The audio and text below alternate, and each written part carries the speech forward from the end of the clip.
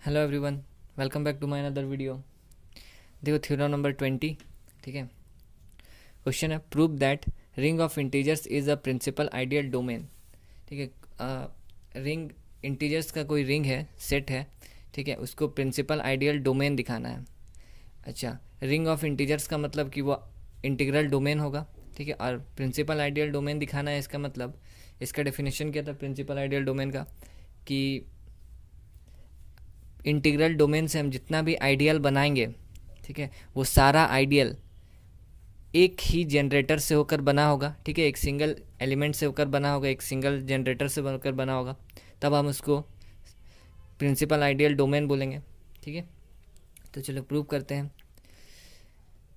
चलो, let z be a set of integers, ठीक है, z जो है वो सेट ऑफ इंटीजर्स है, which is already a ring, वो पहले से रिंग है, as well as an integral domain, और इंटीग्रल डोमेन है क्योंकि सेट ऑफ इंटीजर्स है तो इंटीग्रल डोमेन होगा, ठीक है।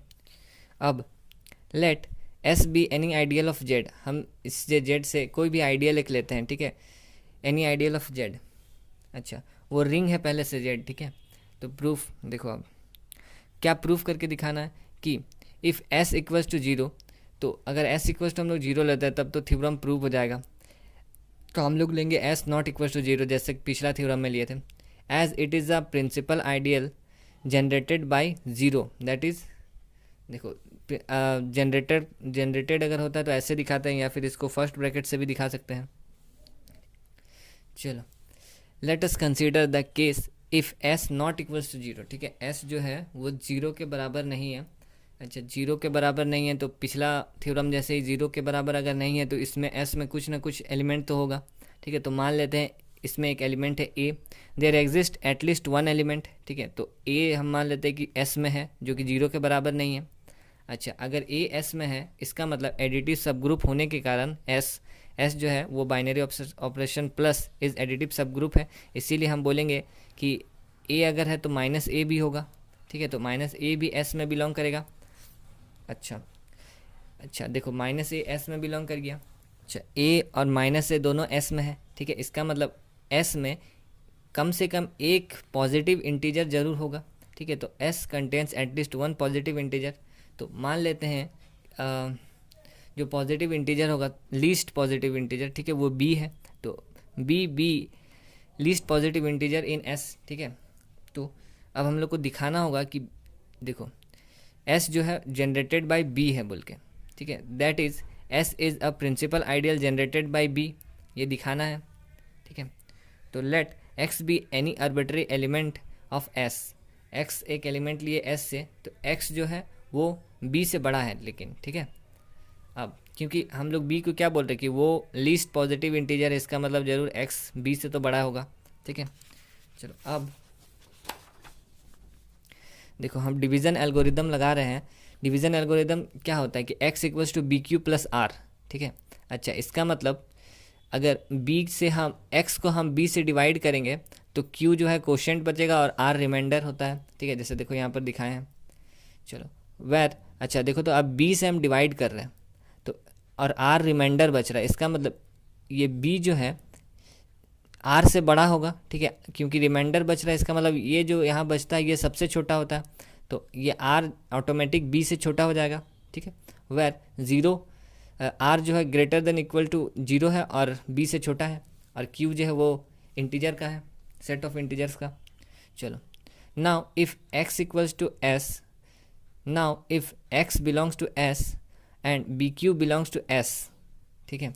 देखो x भी हम s से लिए आइडियल से, और BQ भी s से लिए, ठीक है। ये x और BQ s में है, इसका मतलब BQ अगर s में है तो माइनस BQ भी s में होगा, एडिटिव सब ग्रुप, ठीक है। तो इस हम बोल दिए कि माइनस BQ भी s में होगा, ठीक है। अब दो एलिमेंट s का लिए हैं।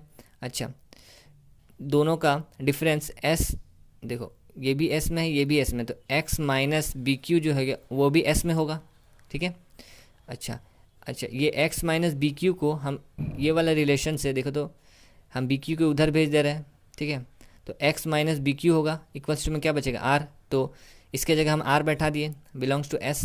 अच्छा, अब देखो हेयर आर जो है वो बिलोंग करके एस में, ठीक है, वेर आर जो था वो 0 से बड़ा और बी से छोटा था, ठीक है, हम लोग बोल रहे थे। लेकिन देखो तो यहाँ पर हम क्या दिखाए कि आर जो है वो बी से छोटा है, ठीक है, तो इसका मतलब विच कॉन्ट्राडिक्ट्स, मतलब ये तो गलत हम लोग सपोज किए हैं, ठीक है, तो which contradicts B is the least positive member of S.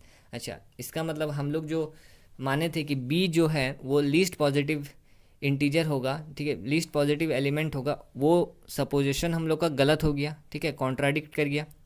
अच्छा, इसका मतलब आर बी से भी छोटा है, ठीक है। अच्छा, आर बी से भी छोटा है, इसका मतलब क्या, इसका मतलब जरूर आर 0 के बराबर होगा, ठीक है।